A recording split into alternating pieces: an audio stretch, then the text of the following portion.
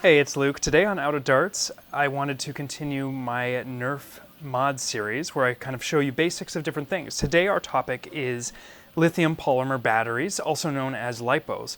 One of the most common questions I get is what LiPo should I use in my blaster? And once you understand the basics here, it's actually pretty simple. Now, if you've checked out my book, I have a whole section devoted to this that does explain all of this, and so definitely refer to this if you have it. If you don't worry, I'm going to run you through the differences right here. Now, the first thing we want to look at is the voltage of the battery. Generally, there are two different voltages. There are 2S and 3S, and that simply means 2 cells or 3 cells. A 3-cell pack has literally 3 different cells in it. The voltage is added together, and the total voltage of that pack is 11.1 volts. So around 12-volt battery pack.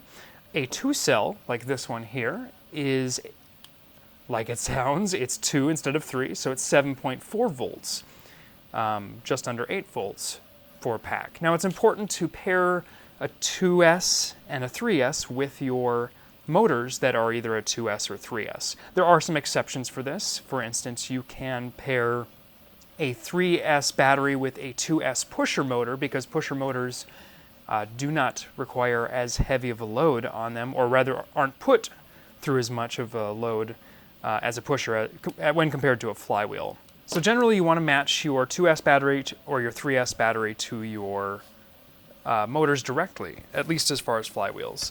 One exception to voltage are Turnigy's bolt packs. Now, I don't sell any of these currently because essentially what they are is a slightly different chemistry. They actually run hotter, so they are a higher voltage than other packs. So after you've figured out your 2S or 3S, you next want to look at your capacity and the space that it can fit in, along with your discharge rate.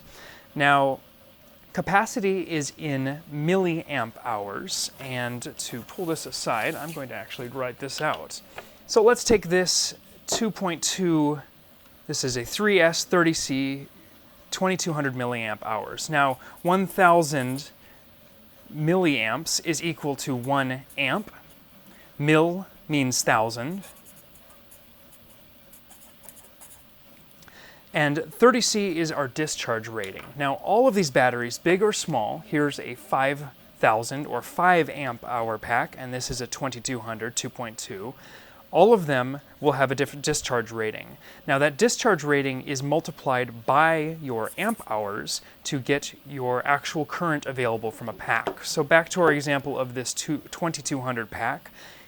2200 is 2.2 amp hours, and we're going to multiply that by 30C, and there we get 66 amps. So 66 amps is our maximum available current. Now, generally you want to leave yourself a little overhead. If your motors required 66 amps, you'd actually want to get an even more powerful pack. I like to leave about 20%, and the way to do this is figure out your current and multiply by 1.2. So if you had, say, 2 motors that took 50 amps of current, 50 amps, you could multiply that by 1.2. And if Luke could do math right now, he would say it's 60. So 60 amps. And that gives us some overhead. And the reason you want that is that over time, batteries will slowly build up their internal resistance, and the capacity and the current you're going to be able to pull from them will go down. So it's always nice to have overhead.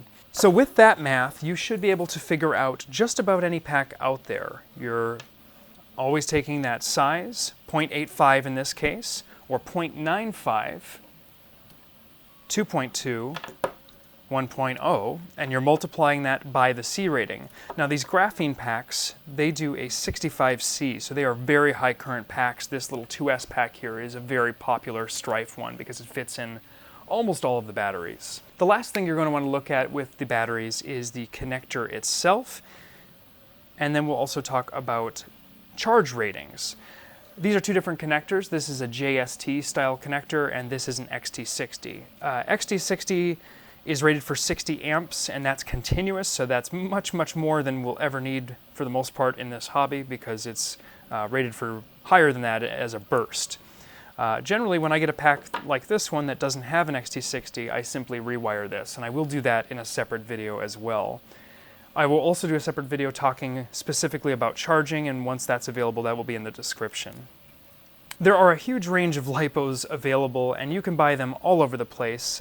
The ones I carry on the site are ones that I use personally and have found to work well and be from a reliable brand. I really do like the Zippy, Turnigy, and Graphene brands, and I tend to use them most prominently. I will also have these 0.95 graphene packs coming in heavier 16-gauge wire along with XT60s soldered on from the factory, because I think this is a great little pack, but always requires resoldering this because no one seems to like to use this tiny little connector, including myself. I hope this has been some help. If you are looking for more reading, there's a lot more information in my book. Until next time, I'm out of darts.